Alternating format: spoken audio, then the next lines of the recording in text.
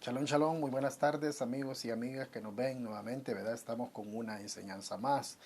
Y en esta tarde vamos a hablar de lo que es pesa, ¿verdad? ¿Qué significa pesa? Significa brincar, saltar o pasar por alto. Eso es lo que significa pesa, ¿verdad? Usted lo encuentra en Éxodo capítulo 12, versículo 1 en delante.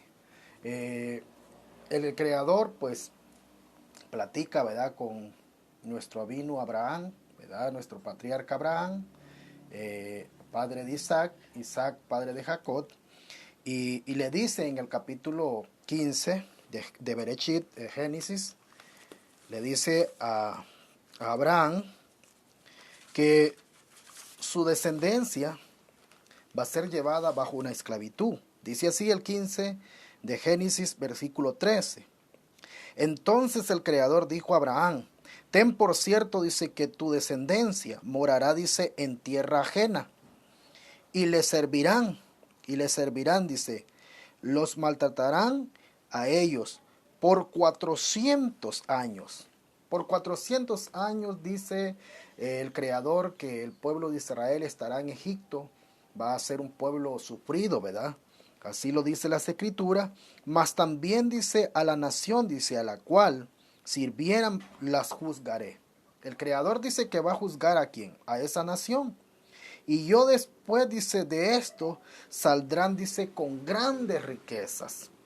¿Desde dónde empieza a contar entonces los 400 años que el pueblo de Israel estuvo en Egipto bajo una esclavitud? Empiezan a contar desde este momento que le dice a Abraham, el creador, le muestra la tierra de Israel, la tierra de Canaán, la tierra donde fluye leche y miel, ¿verdad? Se la muestra a quién? Se la muestra a Abraham en una visión, pero también le dice que su pueblo va a ser llevado bajo una esclavitud. ¿Por qué razón? Porque la maldad del amorreo, del cananeo, del fereceo, de todas estas 7 naciones, no había llegado al colmo del Creador, ¿verdad? Su pecado no era tan grande para juzgarla en ese momento.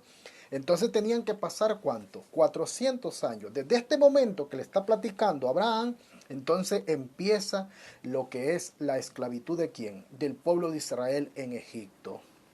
En Egipto. Ya hemos dicho que pesa significa que significa pasar por alto. ¿Quién era el que iba a pasar por alto? Dice que cuando el pueblo eh, iba a salir, dice que se pintaron los dinteles de qué? De su casa, es decir, los contramarcos. ¿Los contramarcos con qué? Con la sangre de un cordero. ¿Y qué significa el cordero? El cordero, el pueblo egipcio lo adoraba, era un dios para ellos lo veneraban, ellos lo honraban, ellos adoraban la oveja, ¿verdad? Ellos adoraban estos animales. Entonces por eso el Creador manda a sacrificarlos. Así lo dicen las escrituras. Y manda a pintar los dinteles, ¿verdad? Los contramarcos de la casa. ¿Para qué?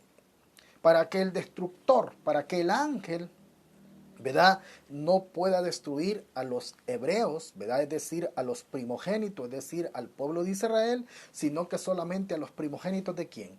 A los primogénitos de los egipcios, ¿verdad? A los primogénitos de los egipcios. ¿Qué significan esos pintarlos? Allí va lo que son las 4 consonantes del Creador. El tetagrama va en esa puerta, ¿verdad? Por eso es que el Malak, el ángel destructor, miraba el signo, ¿verdad? Y brincaba, saltaba por alto. Es pasar por alto, pesa. En esta festividad comemos panes sin levadura, ¿verdad? Sacamos todo lo leudado de lo que es la casa, ¿verdad? No participamos de comidas que no son kasher, sino que solamente, ¿verdad? De lo que es comida kasher, vino kasher. ¿Por qué razón? Porque estamos sacando el james. ¿Y qué es el james? Es todo, representa a todo lo que tiene sodio, por así decirlo, pero es decir, representa el ego, ¿verdad? El ego que hay en la persona, el orgullo, la arrogancia, la soberbia, la jactancia, todo lo que tiene que ver con el Yetzer Hará, con la mala inclinación, ¿verdad? Tenemos una mala inclinación y en este tiempo, ¿qué hace el Creador? nos regala lo que es esta festividad, esta Moab de que de Pesa. ¿Para qué nos regala esta Moab? Para que nosotros nos purifiquemos, es decir, para que nosotros nos enlevemos espiritualmente, ¿verdad? Y salgamos con ¿qué? Con grandes riquezas. Dice que el Creador le dijo a Abraham, mira, van a salir, dice, con grandes riquezas. Es cierto, van a ser maltratados, pero van a salir con grandes riquezas. ¿Y a dónde lo confirma? Lo confirma en el capítulo 11 de Éxodo,